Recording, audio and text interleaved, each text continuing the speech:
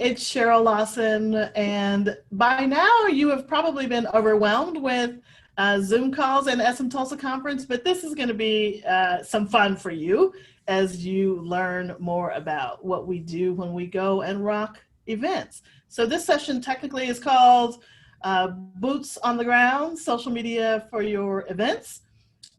We've had some discussion about whether there were boots with heels or rain boots, as we've all worn at certain events, but I'll let everybody talk about and introduce the kind of boots that they're going to be wearing as they introduce themselves. But first, I want to let you know a little bit about our panelists and kind of how we all work together when we do events. So I'll start with me. I'm Cheryl Lawson, founder of Social Media Tulsa. Long story short, our business started out as a community, and then we niched down to specializing in social media for events. So we do a lot of the events that you're familiar with here in Tulsa: Oktoberfest, Scott Fest, Route 66 Marathon, of course, SMTULSA Conference. We've done a few 4th of July events and so on. A few of us have done Ms. Fest and a few other festivals locally that you may have heard of. So I'm going to introduce our team and people who I usually call on when it's time to put boots on the ground. First off is Mandy Vavrenak. Hi, Mandy. So Mandy has been around Social Media Tulsa since day one. And so she is a PR specialist, pro communications media expert. But for social media for events, Mandy, I usually call on Mandy because Mandy knows exactly what we're looking for. I mean, we put together a nice little sheet of some of the objectives that we're looking for, and Mandy can just go and get the shot. I don't have to worry about any of these folks getting the shot, but Mandy knows how to go get the shot. She's not afraid to go to the places that she needs access to get the shot. One of her favorite sayings is, I have the badge, I need the access.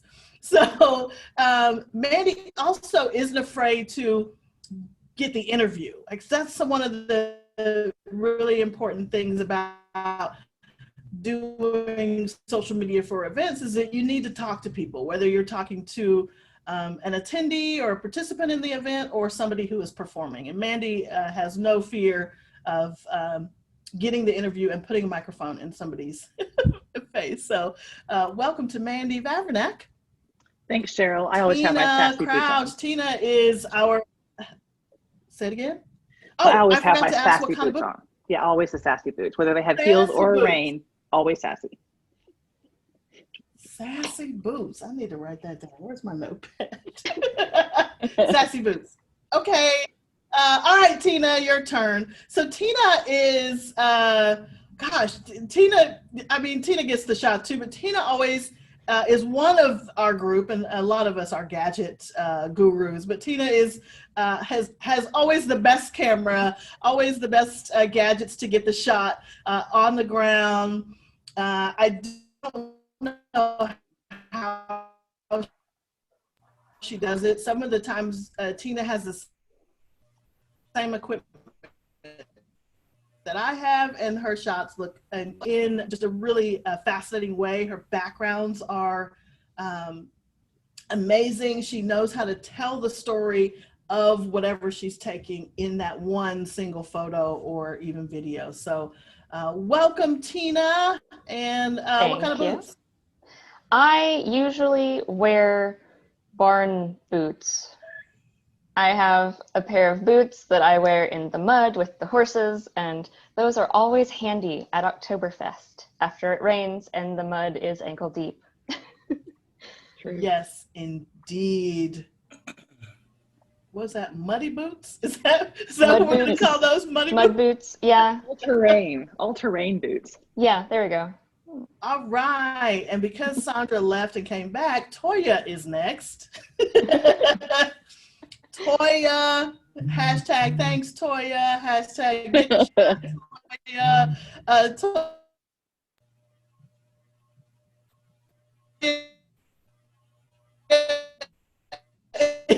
Toya Wood is our friend and member from OKC, but I'll keep talking about her.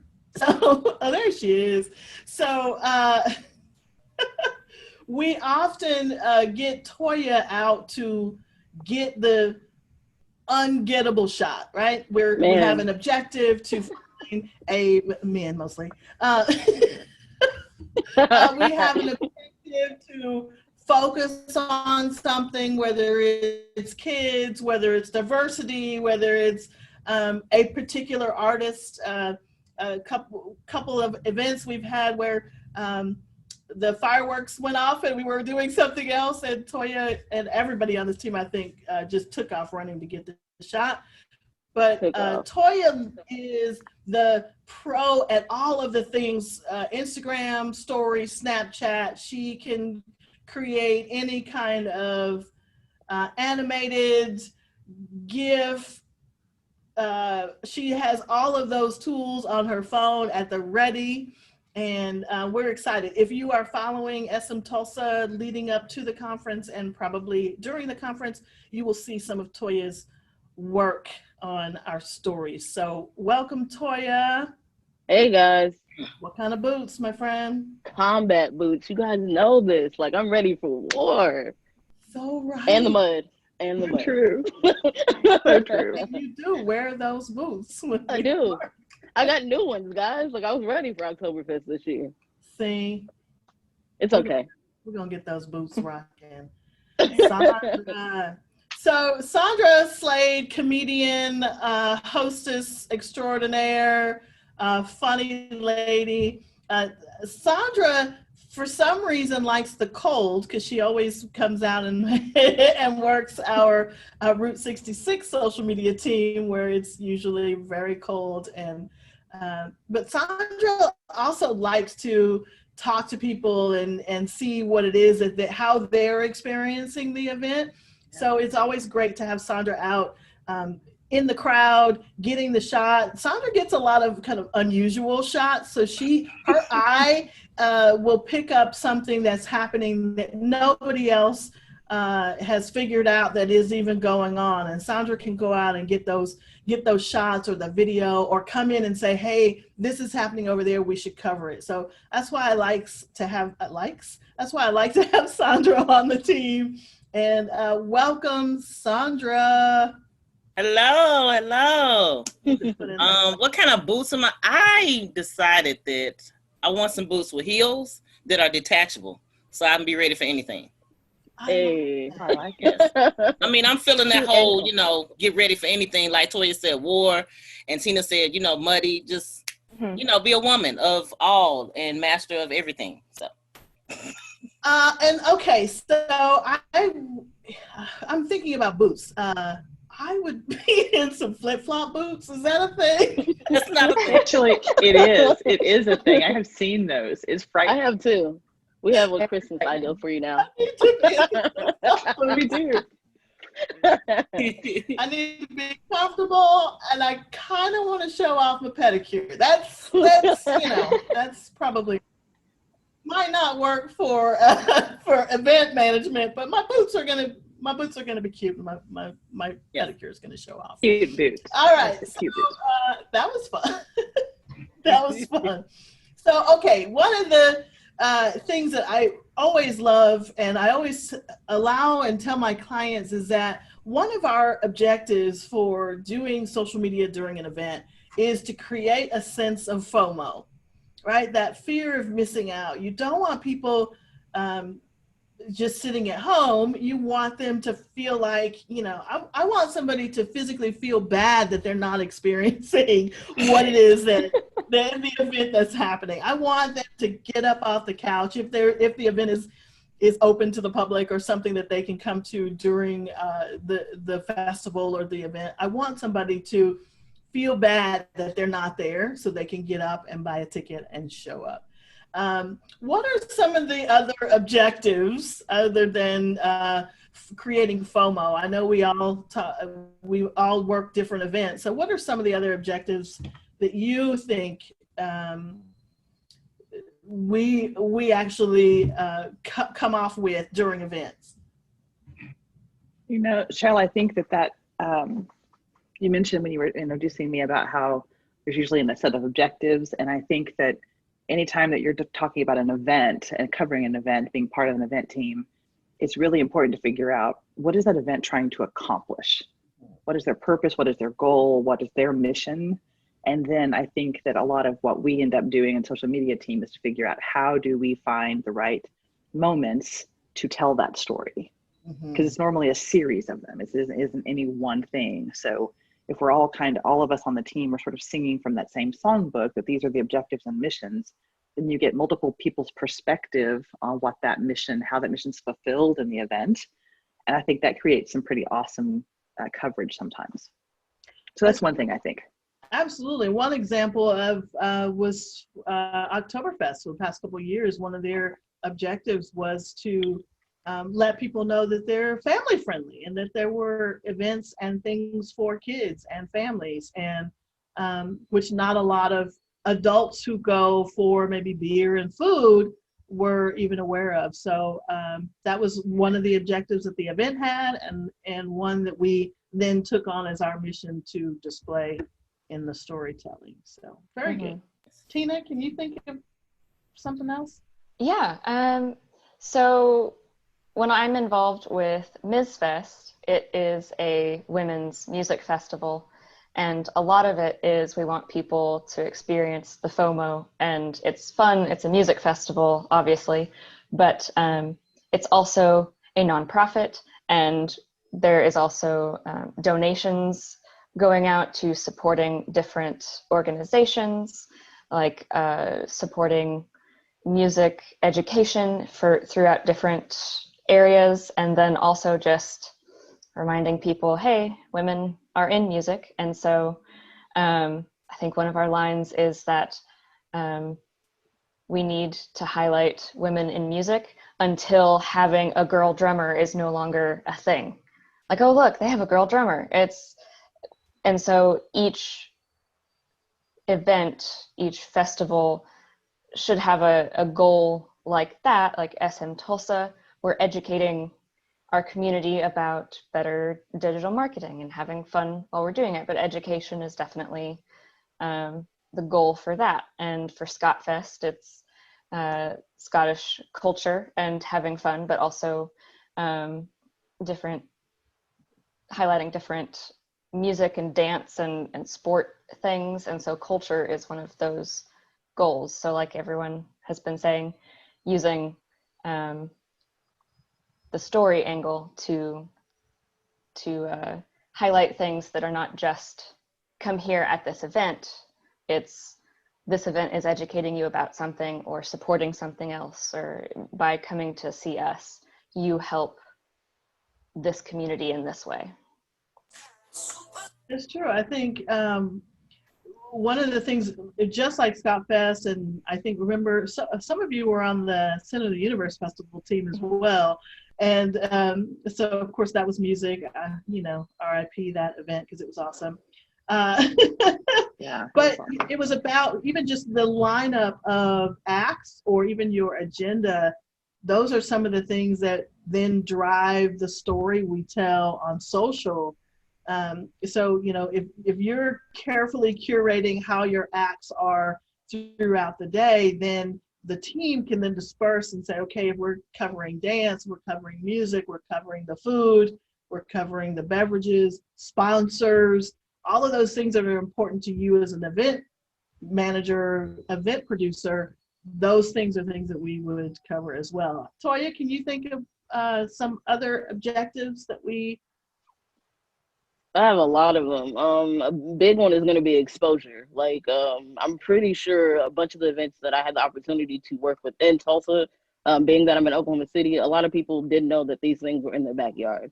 So just the fact that I get to be on these social media teams and basically show people like, hey, this is what's going on, you should be a part of it.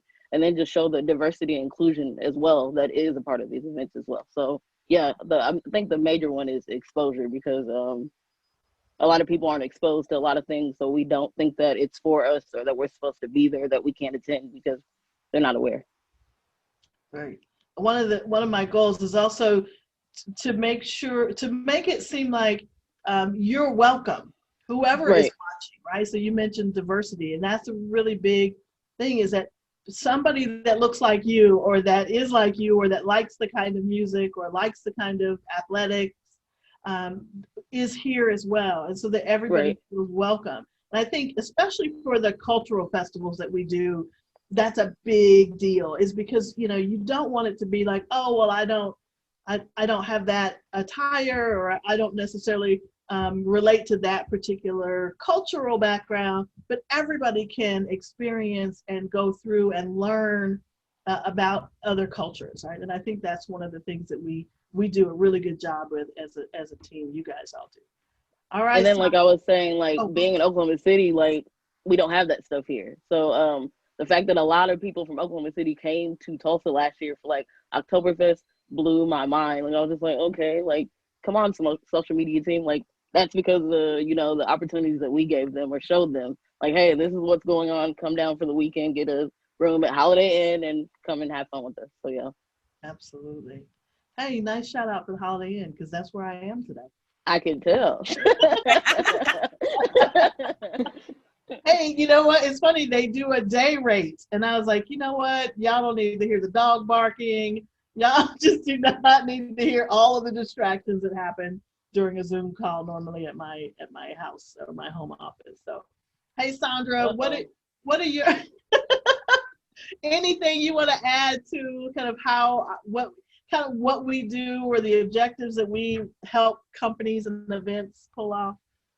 Yes, I am so appreciative of social media because, as Cheryl knows, as maybe Mandy knows, some people know, that I went from, and still do, jewelry, t-shirts, to comedy and hosting and storytelling. So it has helped me in my social media platform. And it also allows me to help other comedians, other people that tell stories, on the power of social media.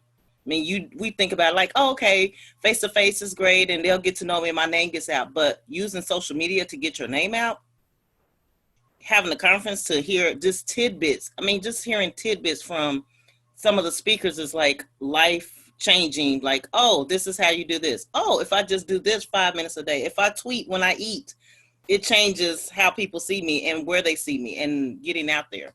So for exposure for yourself and learning is phenomenal. So I always tell people about it. And Sandra has been on our social media team for SMTULSA Conference. Sandra made an appearance last year and emceed for a little bit. So even just as you are building your own personal brand, being out at an event, either as part of the social media team or even just going to an event, sharing what you are experiencing helps to build your own influence. I hate even using that word, but it helps to bring your personal brand to the forefront, sharing what you are experiencing. So let's say you are watching this panel right now and live tweeting what you learned. So the people who follow you are also learning from your experience. The last thing, I think, maybe not the last thing, but one of the things that is important to our clients during an event is responding to questions, right? Being the live support during an event. Because typically once the bell goes off for an event, all of the organizers are busy, right? You are doing your thing, making sure everybody is where they are supposed to be. The last thing you as the organizer has time to do is respond to every question on Facebook, respond to somebody who has replied to a tweet or sent you a DM on Instagram or posted something on the event page. There are so many places where we promote the event, but then that also opens up for people to comment, question, what time does it start? What time does it open? How much does it cost?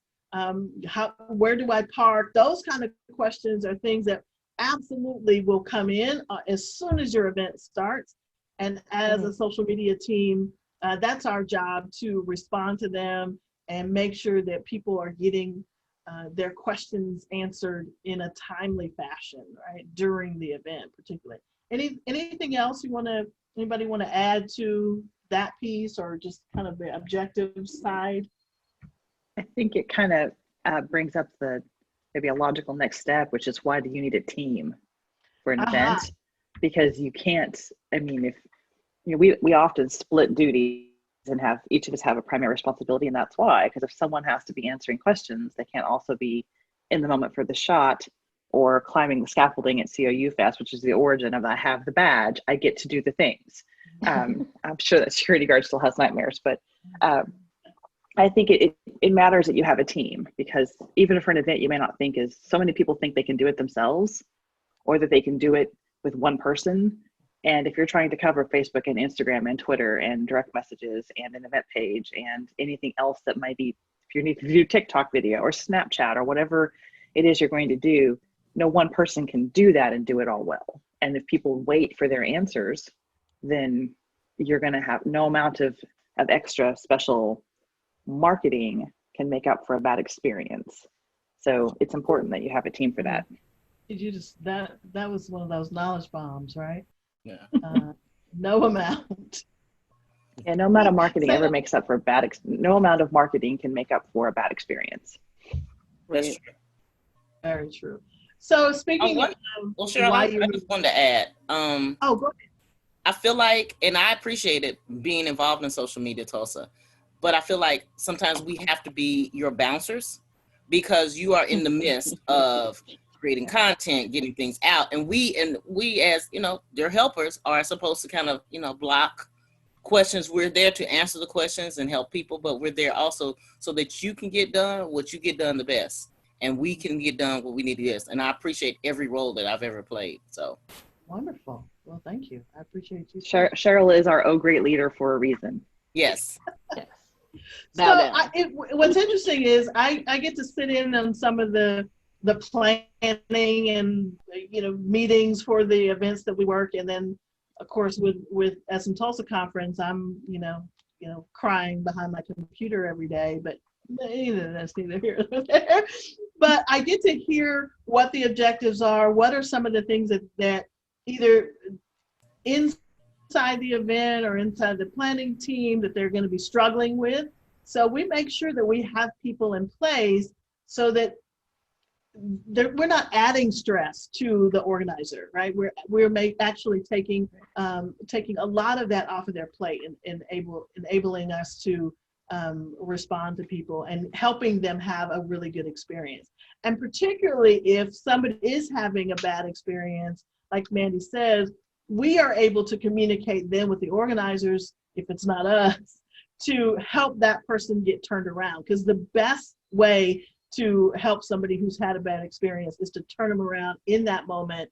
If they're upset about something on Twitter or on Facebook or on Messenger, then offering them a solution or getting their question answered is probably one of the best things for us to do. So I wanted to show this really quickly as kind of the ideal of our social media. We don't always have these pieces in place when we work other events, but this is the ideal. So we have our photographers and social media team. We typically have a PR team.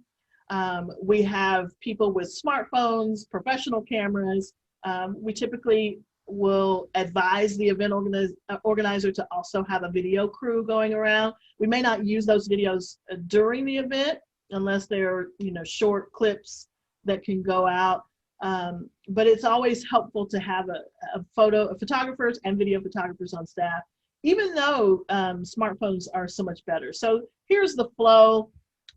Photographers and the social media team typically send in or upload their photos. Now, some people are given the Twitter, Instagram, or Facebook handles, and they can post directly.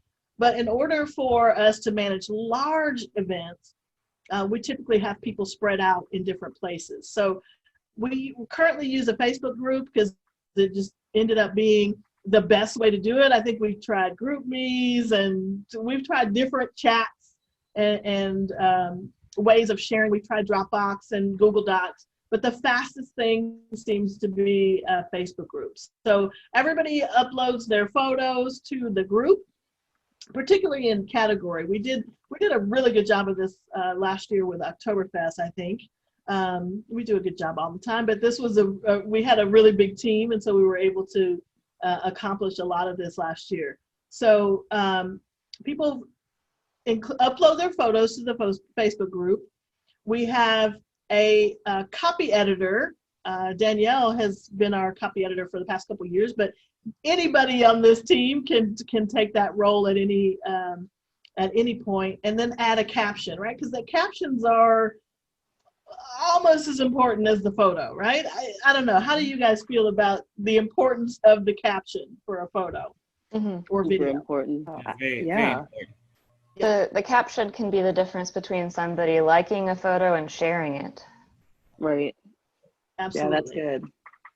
It helps. Plus, to Google tell- still reads words, so Yes. Yeah, that too. Google still reads words.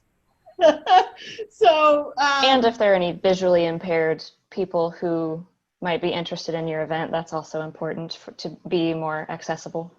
Yes. Right. You want to tell the story of the photo. You want to, why is this photo important? And even if it's something like, the Breakfast of Champions is, and it's whatever the food of the day is or whatever is being served. Food photos are always great, but the caption still brings people in. So having a copy editor on site or available, if you even have a remote copy editor, I think that's still fair. And if you need a photo editor, typically our phones now, we can pretty much do all the photo editing on site, but for really large events or any like multiple day, it doesn't hurt to have somebody who can fix a photo, even if you just aren't having to crop it out. And then there are people on the team assigned to each network. And I just put Instagram, Twitter, and Facebook here, but we also divide those out into Instagram stories, Facebook stories, whether we use Snapchat or not. I don't think we've had an event yet in the age of TikTok. I think SMTULSA Conference last year, TikTok was relatively new in the US. And I don't know that we used it for any of our events. We probably will need to start, but then you just need to assign somebody to have responsibility for certain things. And that kind of takes me to our command center. So Mandy asked, why do you have a team? Now the next question is, where do you put the team? If you are organizing an event, it's important to have your social media team handy. On site is preferable, or as close as possible. We've had different kinds of command centers for the events that we work. Why don't you guys talk about maybe your favorite setup for a command center, and then we'll talk a little bit about what really needs to be in the command center. Well, my favorite, I mean, I have several because we've worked a lot of events together, Cheryl, but like Center of the Universe, when that festival was a thing, it was very, very hot. So the fact that the command center was close, air conditioned, protected from the crowd, which could be giant, and had really good Wi-Fi, those were all and for me, a command center has to have those things. It has to have enough space for you to take a break, whether that's in the heat because it's Route 66 Marathon or Oktoberfest, or in the cool because it's Scott Fest or it's COU Fest. It has to have Wi-Fi and it has to have water. And a charging station would be lovely too. Yes. So those are the ones that those are my favorites. We were at Flyloft for Center Universe Festival. We were. I love that place. Anybody Yeah, else? we used Flyloft for the most recent Ms. Fest, and upgrading from a tent next to the stage with some box fans to Flyloft was just, oh my God. It was Agree with heaven. that one. Like That's a big level up right there. I texted and messaged my team that hadn't arrived yet, and I was like, if you have a box fan, please bring it. It is very hot. And then I sent another message. Yes, I am serious. This is not a joke. Please bring your box fan.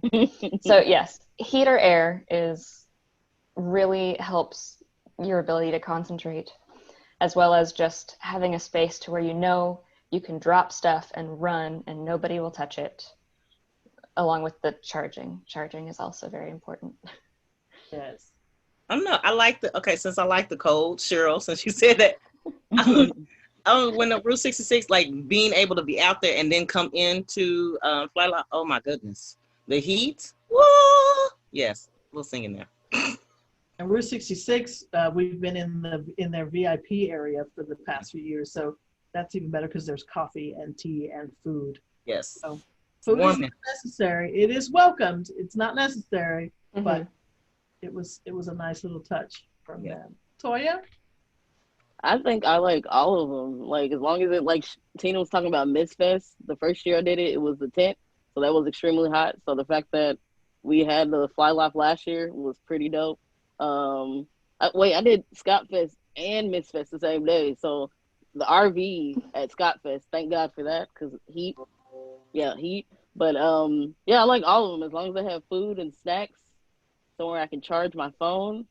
I'm great. Yes. You know, air conditioning. Yeah, I'm great. So I guess that's the rundown for a command center for your social media team. Have a place designated, preferably temperature controlled. Is that a good way of saying have heat or air? And you want to have Wi-Fi available. And we'll talk a little bit more about like Wi-Fi versus cell tower after this. Water for sure, especially a place for charging. If you have other photographers, video photographers, having a place for them to set up near the social media team is always good, or even just adjacent to where we are so that we can communicate if we need to. I love the Tough Box from Oktoberfest. Those things are tough, right? So we have to make sure our Wi-Fi is good. So last year they put in just a Wi-Fi, I don't know, I think it was a router, but they put us a line right outside the window, and it was fantastic. The RV has got to be my favorite because there's couches and air conditioner and beds and plugs everywhere, a refrigerator. It was amazing. So thanks to Scott Fest for that idea. We always had that. And for, what did we do? Patriots in the Park had the RV as well. Of course, Flylop is amazing. We've used Flylop for Route 66 as well. And the museum there, I think, is really great because now you're overlooking where the runners are coming in. Flylop was a little bit further away, even though it was still in Guthrie Green, and that's kind of the finish line area. I think moving to the Zero Museum was a really great move. On those years when it's really, really cold, you notice more people will come in and report and drop off photos and things when you have a heated area inside. But it's also really good for whoever is going to be stationed.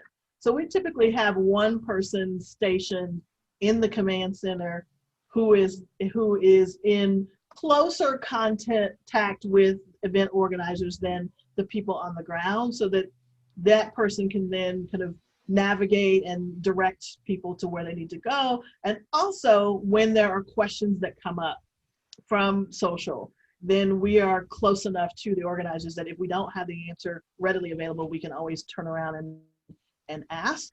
And it is, if you're dealing with people who are asking questions, and typically the first day of the event is just bombarded with those kinds of, when is it open? Where do I park? How much does it cost? Where do I go? And it's from a stress level, having a quiet, closed in, air-conditioned, Wi-Fi place helps keep that person calm while they answer those questions, right? Because you don't want to be in the chaos of the event and then having the chaos coming into you, right? You want to be Right. Zen-like so that you can answer the same question over and over and over again for at least the first few hours. So, and that also that person can be on the lookout as kind of the watching of hashtags and things that are happening around the event. So, you know, there have been a lot of conversations whether something has happened at an event, whether it's, you know, a protest or somebody who's coming in with media that they've talked about on social, and we can then alert the organizers because somebody has said something or something to look out for. I remember one specific instance during Sim the Universe Festival. Remember the first year they had the fans separated a lot from the bands because there was a VIP section that people hadn't come to yet, and the fans were further apart. Well, one of the bands came down off the stage and was in the crowd, and security was coming by because they thought somebody with a guitar was just like, you know, doing a band. And I was like, no, I was like, no, that's the band, right? It was like running after them because somebody had tweeted just a few minutes earlier how awesome it was that this particular artist had come off the stage and into the stands. And I was like, don't tackle that person. Right? That's an artist. So watching the thread and keeping the conversation going is something that also happens inside the command center. So Cheryl, I think you touched on something really important as a recipe for success for event management, is that your social media team has got to have a direct line and involvement with the organizers, because it's not you can't function on an island. I mean, you have to be able to interface with the organizers, not only ahead of time with a clear plan, but throughout the event. That person in the command center, the team leader, there has to be an opportunity to get questions answered to make sure that everything stays on track. And if there's any warble in the event dynamics, that information can get disseminated quickly to the whole team. Right. So that connection point to the organizers is really important, I think. Absolutely. Well, and with MizFest, year one, definitely shoestring budget. It was, nobody really knew what to expect. And I was like, could I get, if we have the budget for it, like one of the radios? And they're like, we'll see what we can do, but if not, you're the first one to get knocked off the list. And years 2 and 3, I was definitely at the top of the list to make sure Tina has a radio, because she's in charge of the communications and social, and we need to know what's happening if there's an emergency, so I'm not just sprinting from one end of the park to the other. Yeah, exactly. So something's happening, you know, especially in an event like Route 66 Marathon, where, you know, it's spread out all over the city of Tulsa. And if something is happening, you know, downtown or on Brookside, you know, usually we hear about it or see it on social first. You know, one of the calls we got a few years ago was people weren't sure where the pickup was for one of the relay spots. And so people were sending in questions on our Facebook page and Messenger. And I think Danielle was at the time had a walkie-talkie and radio, and she was able to radio directly to the team. Hey guys, looks like one of the signs is either down. I forget what the issue was, but they were able to get out and fix it immediately because we saw what was happening. We saw the chatter, and that's so important, because you can get, you know, a storm of people just complaining. But if you fix it, then the complaining stops. Hey guys, you can go in. Hey guys, here's the issue. We have fixed it. Thanks for letting us know. Let's move on to having a good time, right? And I think that definitely is the role of the social media team. Last example I'll give in that respect is a few years ago, I think it was 2015 or 16, when we did Scott Fest and their website crashed. And everybody was panicking because they were selling tickets on their website. That was how you got tickets, or the best way you could get tickets. And so I was like, you know, why don't we just say, hey guys, you know, you guys are so awesome you overwhelmed our system and our website went down, and that cut down all of the chatter about, oh, I can't believe your website's down. I mean, things happen and we know it, but there's a way to approach that so that people kind of start to nod their head and feel empathetic instead of like, oh, angry, right? So very good point on having access to. So make sure you have a command center. That's, you know, once my ship comes in, I will buy a ship that will be our command center. That's I support that. I support that. That's my problem. My promise to the team is we will have our own in the event that somebody else doesn't have one. Okay, so we've talked about Wi-Fi. Let's talk a little bit about the need for Wi-Fi in the age of smartphones and connectivity. Right. So what's your advice? I know, Tina, for you guys from MizFest, you might have gotten boosters. What do you recommend to an organizer as far as not just for the social media team, but Wi-Fi or connectivity for their participants and attendees? I've never been on the technical side of the conversation, but I always ask if whether it's another access point or just separated off part of the Wi-Fi, that the team has a password protected connection so that we can go live, upload photo and video. But if there is also Wi-Fi for the attendees, it also makes it easier. It makes our jobs easier. We don't have to upload all of the photo, all of the video.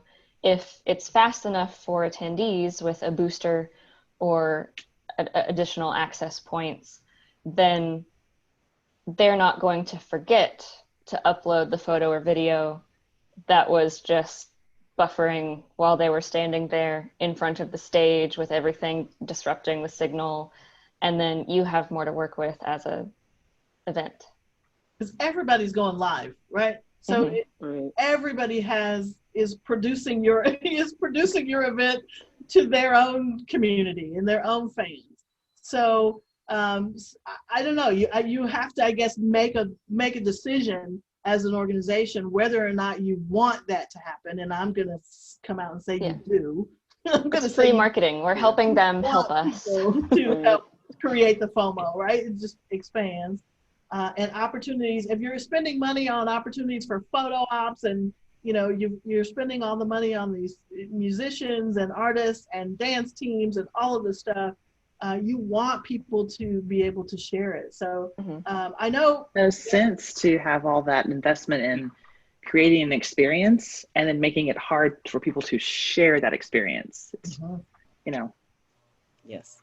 And it's not cheap, but I know all of the major carriers have booster, like just cell tower boosters. Usually they're trucks that come and are parked in different places. They can be routers and different things. I know Cox, because I met the guy when we were out setting up for Oktoberfest, they came out and had different points, Wi-Fi points in the park, and specific ones for vendors. So that's another thing, separate from the social media team, is if your vendors are going to be using credit card machines or even swiping on their phone for people to pay, they need to have access to not Wi-Fi specifically, but they need to have access to connectivity, whether that's just wireless, over the wireless routers or networks or Wi-Fi. Anybody else? So what I hear you saying, Cheryl, is that we had great Wi-Fi last year at Oktoberfest for social media team, and we did. And you met the Cox guy while he was setting up for Oktoberfest. I believe those two things are related.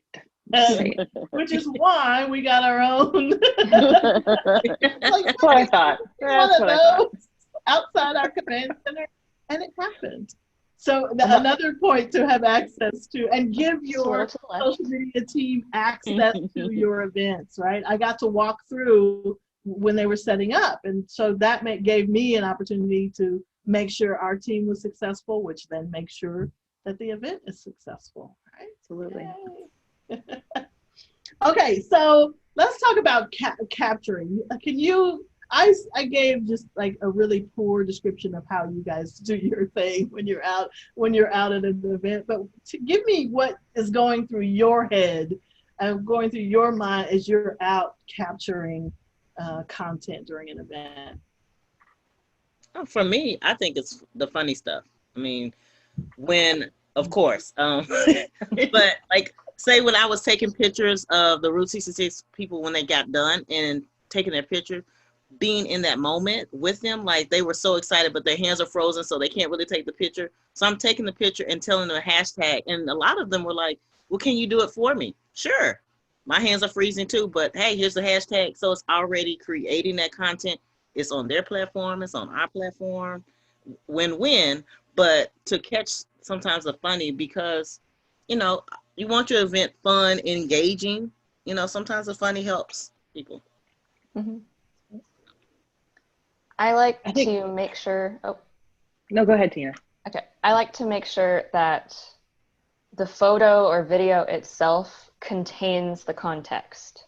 So when I'm developing my shot list for the professional photographer, for the rest of the team, like, okay, we need a shot of this, but make sure the crowd's in the background, make sure the band is in the background. I don't want it to just be a crowd shot that you could have found on a Shutterstock or something. Like, right. If you have a great band shot, people could be like, oh, that's interesting. Was that sound check? Did enough people care about this event to actually come out? And so making sure that even if you have to use creative cropping, that everything in the photo is fun. You don't have a band playing for nobody unless it's sound check and your caption says sound check. You know, just making sure that there's context everywhere. And that's why also having a walkthrough beforehand is important, because we had a step and repeat banner. We had actual wooden props stuck in the ground for photo ops. And I was like, hey, those are fun little butterfly wings. Can we tilt them so that the page is in the background? And everybody else was like, oh, that's a good idea. I hadn't thought of that. So just as you're developing what you're capturing, making sure you've got context in the media that you're using. Mandy? I think for me, I try to find something that's a unique perspective a lot of times when I'm shooting for social media for an event, even unique to the people who are actually there. Because sometimes one of my favorite shots is still like from the Glockenspiel at Oktoberfest. Like, that's a fun shot at night when they're dancing and the crowd is all laid out. And that's a shot, even if you're at the event, you don't see that perspective. Mm-hmm. So I think for me, it's often trying to figure out a way to share the event in a way that even if you're there, you may not see. And if you aren't there, well, then you got no chance. So I try to kind of find those moments where it's just different. I think interesting angles, lighting, those kinds of things help. I mean, if you're going to let a visual do the talking, mm-hmm. It's got to be great. I mean, I don't think there are any wasted shots. So if we're shooting for social media for an event, I think my basic philosophy is make every shot count. Like, what is unique about this moment for this event? Like Tina said, you don't want it to be a Shutterstock. I want it to look like something that could be any event anywhere. So what is unique in this moment for this event? And then how do you shoot it to maximize whatever that impact is? Toya? I'm a researcher at heart. So before I go to any event, I'm doing research about like the layout of it and just thinking about the different moments and things that I can capture while I'm there. So I like capturing people, of course, that are at the events, the food. Oh my God. I love capturing food. I want it to look enticing. Like, a lot of people post foodie pictures and I'm just like, no. But yeah, so like I just like doing a lot of research as far as seeing what the event's about, what their goals and purposes are, and just seeing if I can capture that when I do take the pictures. So yeah, and then have an awesome shot list as well. Like you want to capture this at this point. Sometimes you don't get the shot, which kind of bothers me a lot if you don't know me. But I try to get every single thing on my shot list. I probably have 9 times out of 10 I've already created some type of Instagram story template overlay or something to go along with it, because I want it to be like not as, I guess, I don't want it to be filtered, but I want it to get your attention as well. I want you to stop scrolling when you do see it. How about that? Mhm. Yes. Yes. And I love that about Toya, because if I ever have a question about, okay, my list says I have to be at this particular point at 2 o'clock to do this thing, and the map is confusing to me, because maps are confusing to me because I have no sense of direction at all. I could be like, Toya, help me. Where am I going?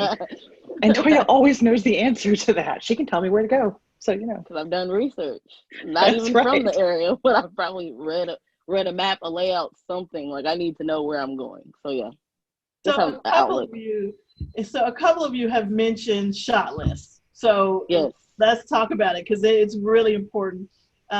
We talked about, like, okay, we'll have a goals and objectives of the event, but then under each category, there are things that we want to make sure that we get shots of. And it sounds like everybody is creating their own shot list within a shot list. I would say that's probably one of the most important things that you want to do, particularly if you are going to be sharing content from the event after the event.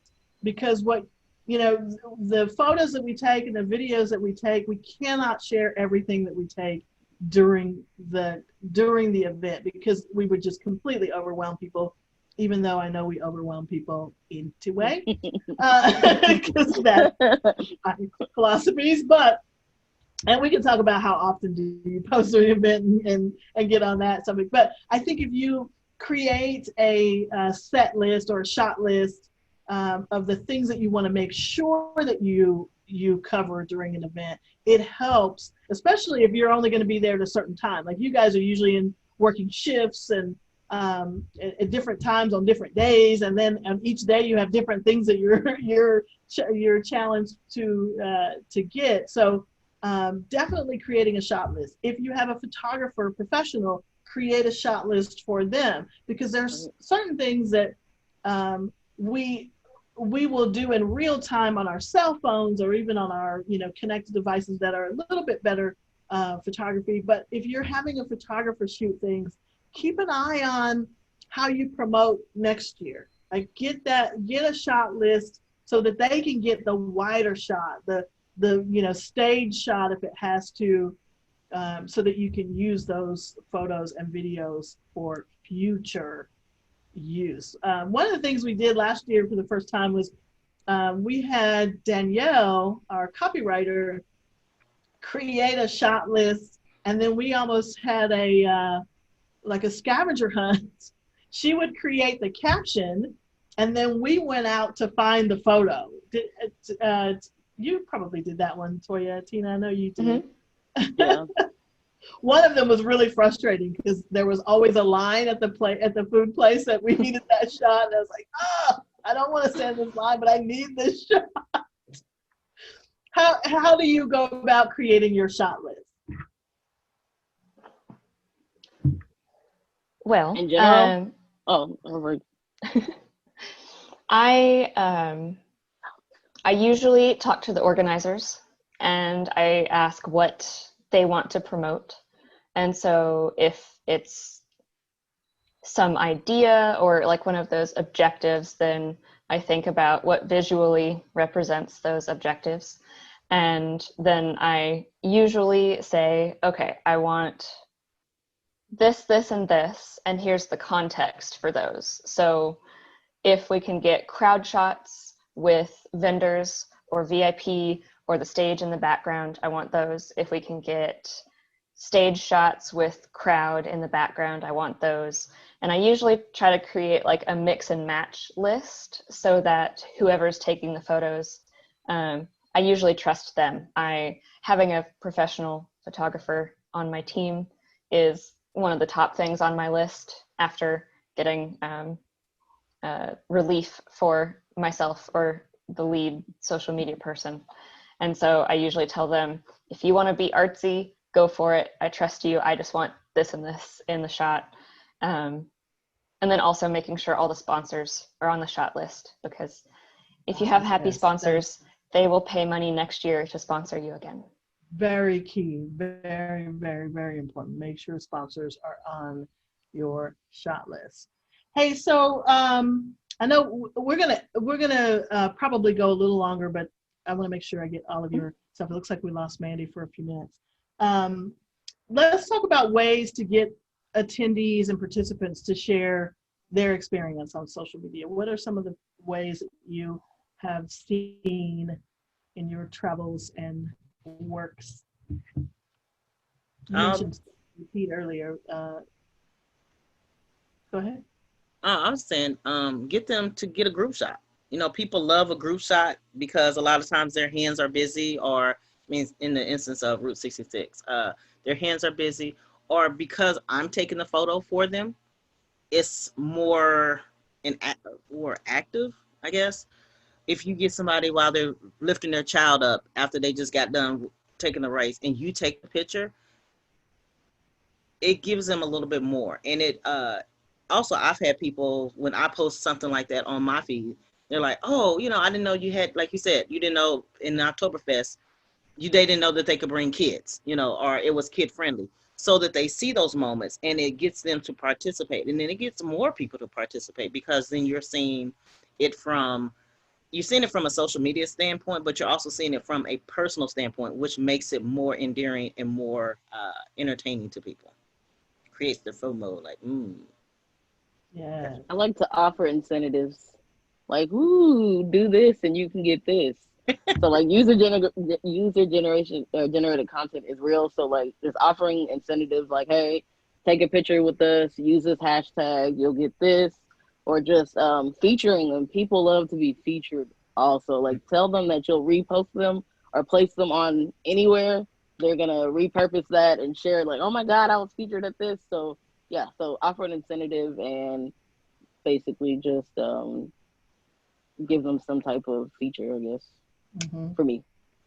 No, I like it. User-generated content is key, right? So backdrops, places for photo ops, right? Hashtag contests. We do a lot of, you know, make sure you share our hashtag and you can win, or the first person to get to a certain location. We did a lot of that with Oktoberfest, as we the boomerangs, gave away T-shirts and things. Say it again. Like dancing, so like the TikTok thing, boomerangs, like that's booming as well right now. So anything to get featured, like, hey, look at me, I'm on this page, people are down for it. I remember one year, Cheryl, like at the Center of the Universe, I had a backpack with stuff in it, and people had a tweet to find me, which was funny because like I was usually standing like right there and they were looking everywhere, but they were so, you know, I was like, well, take a picture as you're looking for me. And they would be so engaged in taking a picture and doing a hashtag. I'm like, I'm just standing right here. I see you, but you got to work for this. You got to work for this stuff. A social media team and you can win. That's always fun because people start hunting for people who are standing right next to them. Okay, so let's talk a little bit about how often to post. I know I probably hear when we're managing an event's social media that people are just like, I'm overwhelmed with content, but and I might get to the line of overwhelming people, but what do you think is the appropriate amount to post in during an event? Mandy, we'll start with you. Welcome back. Sorry, I have two teenagers and one preteen in the house, and the Wi-Fi connection is not always mine. I will say, I think we have to remember that media is opt-in. I mean, if someone is following your event page or your event handle on Twitter, or that they chose that, and they can unchoose that if they, you know, decide that I've heard too much from you right now. So I think I tend to err on the side of I want to show people all the things, and if they personally feel like I've heard enough from you, they can always snooze us on Facebook, or they can just, opt out of that Twitter stream for a little bit. I mean, that's certainly, people have those choices.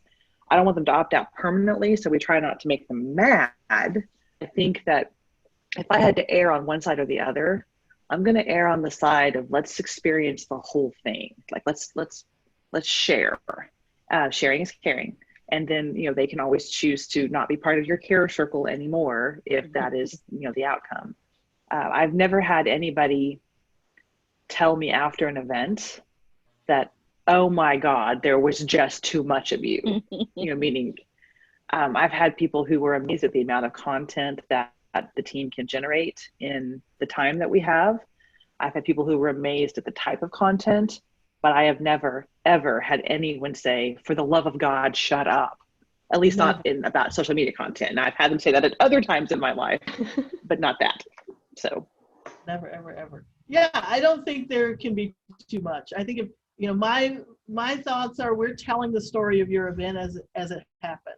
If you don't have too much going on at your event, there's not too much going on social, right? And we have a lot of events that we work with that have a lot going on at the same time.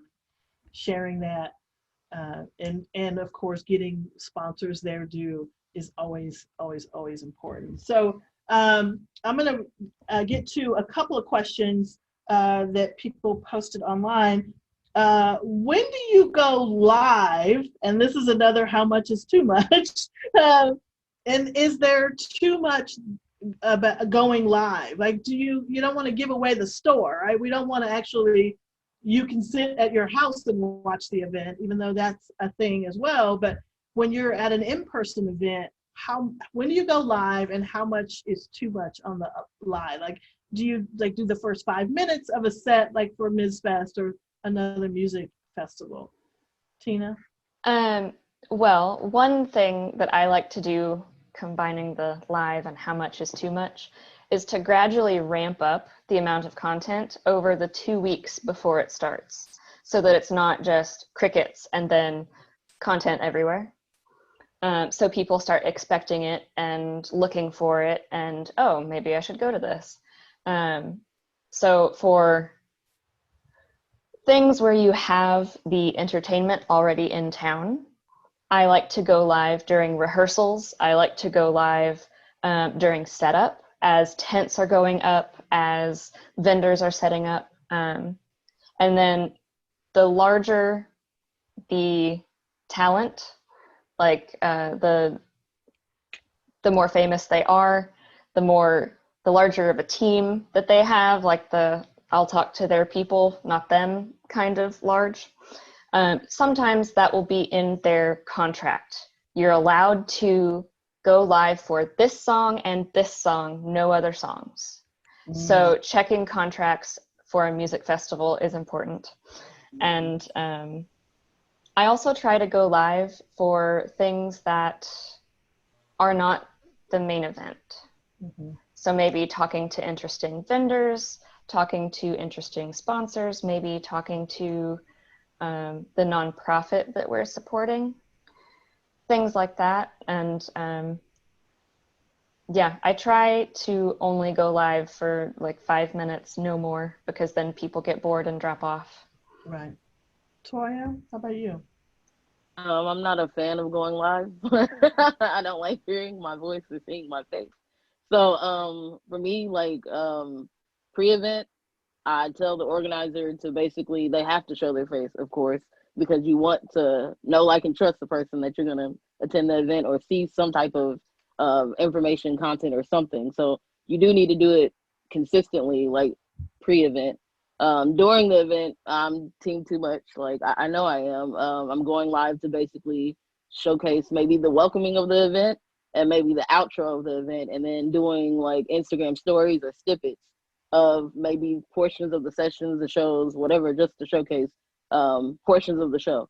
But and then after the event, I feel like anything that you utilize going live during the event, you use that for post-event, like to repurpose and just share that content and keep going forever and ever. Like, that's the legacy of the event that will last forever and ever. But as far as too much, like, I feel like too much is when you're not doing it right. How about that? Like, you could be trying to go live and you're talking while the other person's talking, and that's not cool. But yeah, I don't think there's a limit to going live during the event. Like as long as it's basically authorized by the organizer and you have some type of understanding of, hey, I'm going to do this for this and talk about this, it's cool. But as far as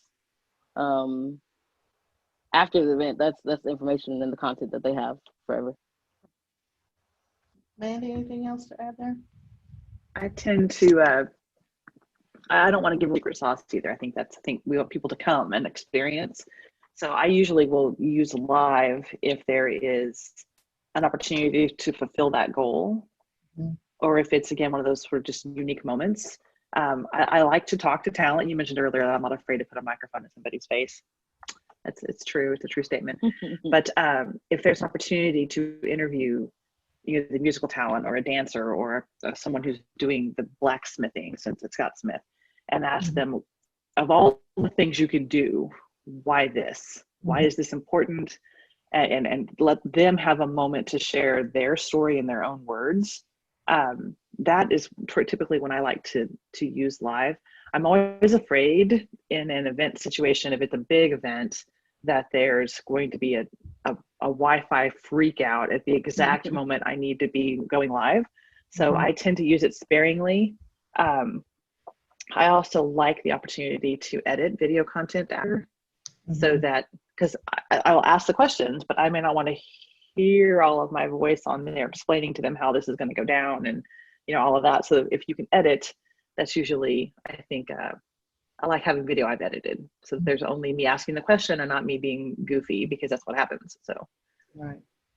I think, you know, my philosophy on live is, if there's something that is, like you said, Mandy, I think all of you said this, if it meets the objective, if this is what your event is either known for, or this is something that you do that's different from other similar events or other events in the same either genre or even in the same area.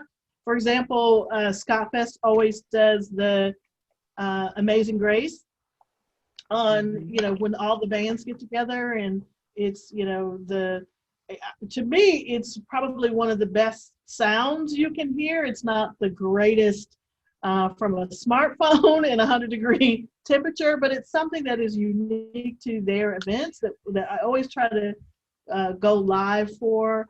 For the marathon, you know, we go live at the finish line most of the time, because usually at the start, everybody's trying to go live.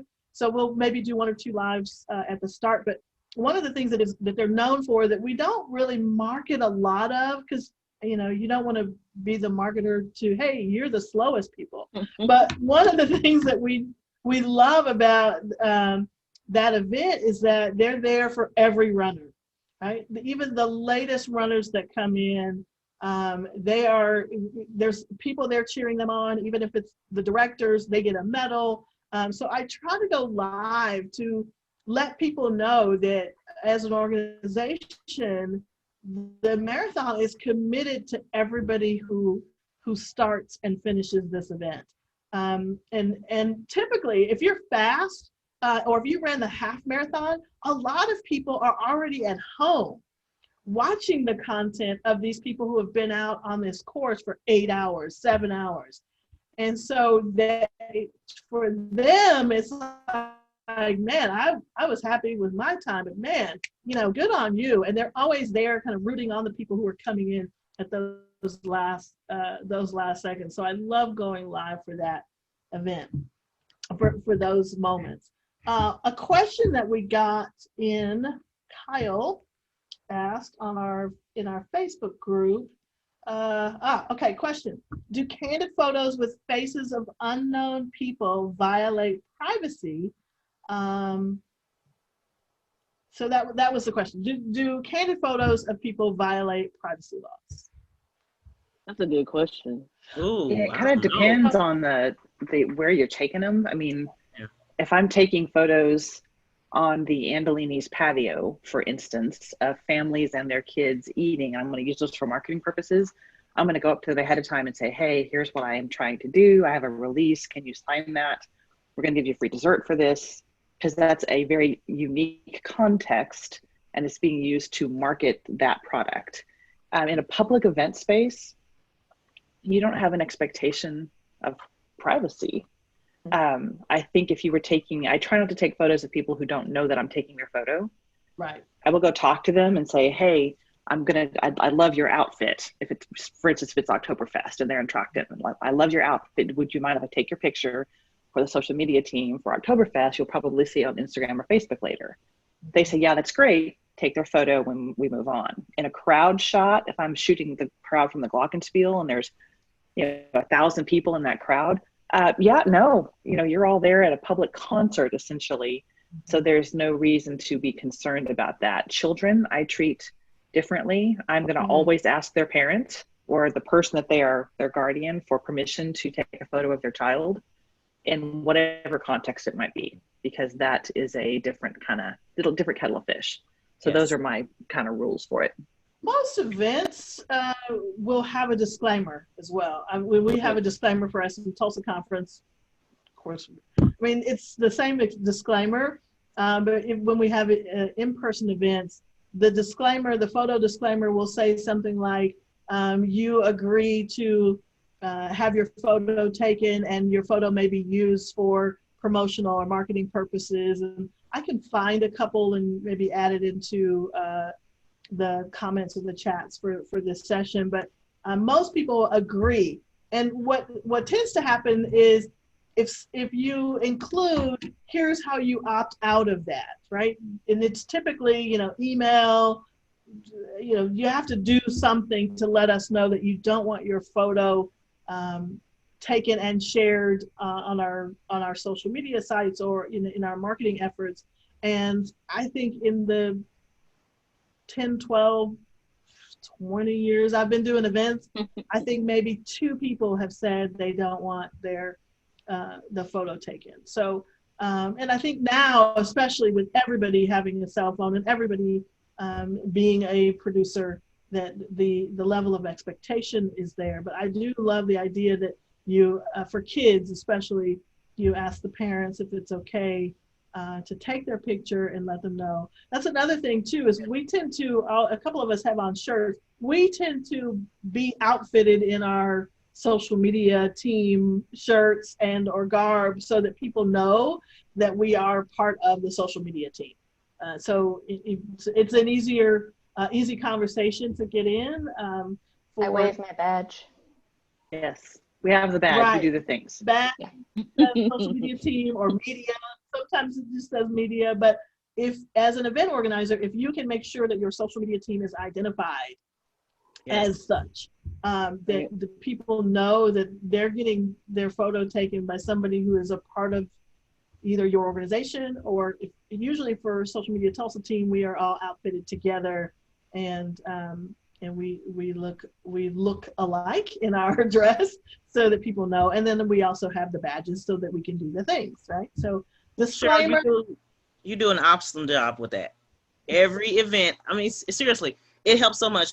I'm driving my little car and I got to get somewhere, I throw my badges on top, and a police officer or whatever, they can glance and they see, and it gets me through wherever. I mean, Route 66 is all over. It gets me through wherever I need to go, as opposed to, not wearing the same thing. And people are more apt to let me take a picture because I have a badge or because it says Social Media Tulsa.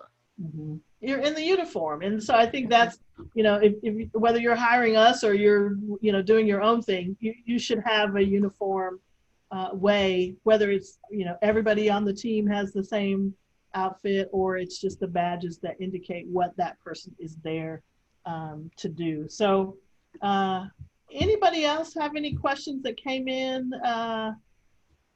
or things that you think we could? I have one question. Sorry, hold on. Gadgets. Somebody asked, do I need to? Oh, Lord. That's what I was going to bring up. I'm prepared. We need to talk about the gadgets. So somebody asked, do I need to buy any special gadgetry or things for covering event and social media? So I'll let the gadget gurus answer A that battery pack. Buy a battery pack for your Yes. phone and carry it with you. Yes. Yes, you do. You cannot afford to have your phone die because you And I can't love, charge. yeah, my little clip-on mic. It hooks into the audio jack on my phone, and I think I paid $15 for this. It's a little lavalier mic, and I can interview somebody, and a car drives by, and you do not hear the car, you just hear the person. Wow, I love that.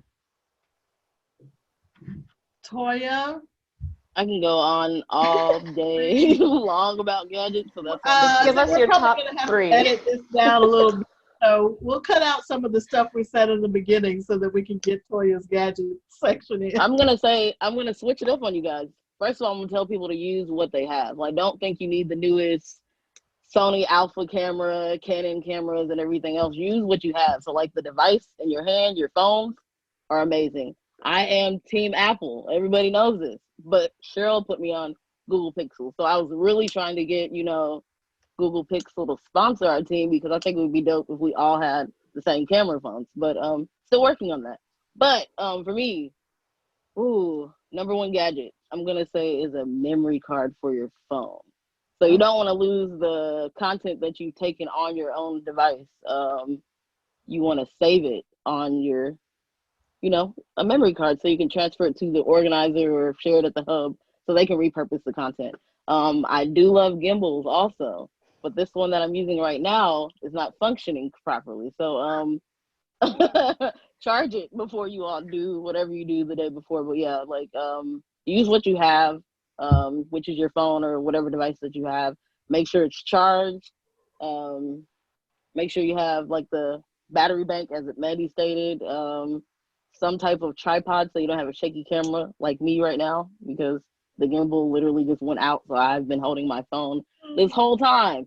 Well, yeah, have something that can hold your phone and just get whatever picture, stabilize it, get a picture, video that's, smooth. And memory cards, like some type of memory card for your phone to save that stuff. I short and sweet. I did very good. You did good. Oh, microphone. Microphone. I lied. You do need mic for audio, so I can't grab it. It's the Movo, that one that we got last year. I still use that. I love it because it's pink. But you need great lighting, audio, and If you have a team, it's really handy to say, hey, I need to take this photo or video. Can you be my light? And if you don't have lighting, have somebody else lighting it for you. Right. Or we have the phone ring light phones that are really dope. Also. We did that when we did an event at Andolini's where we were shooting pizza, and we had other people on our team had their cell phone lights while we were shooting pizza photos. So yes, you mentioned Movo. This is my favorite. It's not a gimbal, but it is a stabilizer, right? So you have that little thing that says whether your phone is level or not, so the shot, but it has all the lights, and then I can connect the microphone to it. I have an Android, so I actually have an adapter for the USB-C or the connector because we don't have that on the Pixel. And you guys know the monopod. Not a selfie I think stick. that's so good because I'm not tall enough sometimes to get exactly the shot that I want. And this move is only good for so far. But sometimes if I just had a bit more height, then the shot would be that much better. And sometimes I yell at my 6-foot husband. I'm like, I need you to hold your arm up and do this thing. And bless his heart, he's just like, whatever, honey, just tell me what to shoot. But he's not always there. At taking that direction. If he's there, then I need to get him on a pod, Cheryl. You're right, I do. The monopod. Awesome. In fact, the Movo attaches to the monopod. Come on, somebody. And I'm taller than I will ever be. I love it. I love it a lot. So yeah, and it. Toya, you gave me this little ring light too. Oh, there's the gimbal. This is the first one. I'm actually using the 2 to hold my phone, and they just came out with a 3. I'm not gonna get it though. I'm having self-control right now. We're all like, no, she's gonna We're kill like, no. I will say I have gotten less shy in the absence of a stabilizer about climbing on tables and just locking my elbows on my side, and then that generally stabilizes your phone well enough if you don't Found have this too.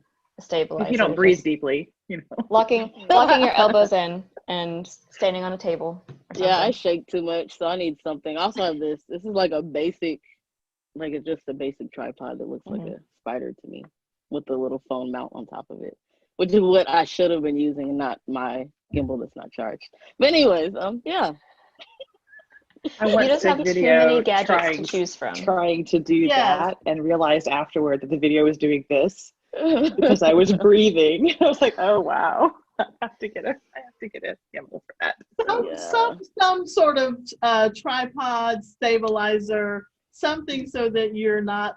I mean, absolutely don't go out and buy anything if your event is, next week or whatever. But or if you don't know if you want to invest in anything, but a microphone, a charger, battery pack are probably the two things I'd say you must have. Tripod or monopod would be kind of the second tier things, and then you can just go crazy. I mean, we've used the GoPro at events. Oh yeah, in the helicopter. I love that. So we had one of the events that we worked had a helicopter that was doing tours, and we had the GoPro up there. We used the GoPro on the Ferris wheel at Oktoberfest, and we actually mounted the GoPro to the lead vehicle at the marathon last year. So we got some really good crowd shots because the weather was great. So we got some good shots of people cheering on runners, and we still haven't edited that, so I need to get on that. But I thought of something else. Yes. If you're live tweeting, a tablet helps. Like I've done a couple of conferences, so tablets help versus you typing on your phone like a lot. So if you can afford that and you're an organizer and you can buy maybe tablets for your conference for the social media team, that's awesome also. Just throwing that out there. And you can rent them or, right.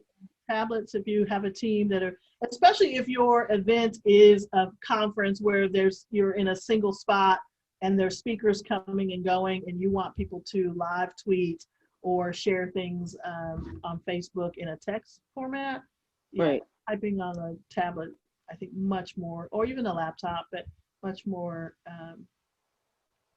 accessible, I guess, or easier than it would be just to try to do it on your phone. Unless you're one of those people who are just masters of the thumb arts. But that's just the thumb arts. I just made that up. New gadget alerts. Okay, I'm gonna geek out for. I'm ready for it. So this is not going to be a 1 hour session. This is the fireside chat. We'll put it at the end of the day, and people can watch as long as they want to watch. Because you guys are the smartest people I know in this space. And whenever I get a client or we get a client, you're the people I call because I know you're going to master it. But this is the Pivo. So Pivo is, of course, I saw it on Instagram as I was searching for replacements for the gimbal, because me and the gimbal have not had much success. But I'm not laughing, I promise. Yes, you are. So the Pivo, hold on, I'm going to put it in its thingy. Pivo sponsors SMTULSA. Thank you. Seriously, at some point. So it's just this little cube, but it rotates itself, right? You can set it to, hey, I want to take a picture of surround sound, or hey, it's already on the camera. But you can set it to do things, and it'll turn itself. It will rotate itself. It does like these little quick. You could take a shot and then like get out of camera. So all those things that you're editing, it does it for you. And you can say, oh, I'm getting ready to go to the office, and then leave the shot. And then when you're at the place you're going, you can say, okay, now I'm at the place, and it'll swipe you into the new location. So all those little fun kind of frenzy things. It does like a mini, not M-I, but M-A. So you can stand in one place or move, and it'll take multiple shots of you and then stitch it all together. It's a fun thing. I don't use it as much, but you can put it on top of a tripod or the monopod. So yay, COVID. I don't have any events to try it out on, but it will be making an appearance at some events near you at some point, because I think it would be really cool, even if it's content for the social media team. As we enter and exit the command center, it'd be kind of fun to do those shots as well.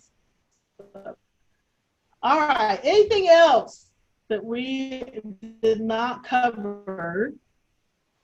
Hopefully we'll get a bunch of questions in the chat. Okay, no worries. We'll get some questions in the chat and we can jump in and answer them via text as we can. Alrighty. Well, thank you all. I appreciate your time. I know this was fun. Technology. Thank you, Cheryl, for including us. Yes, thank you. Yay. You're Thanks. so welcome. We did it. All right, guys. Well, have a wonderful rest of your day, and we will see you at the next session. SMTULSA 20.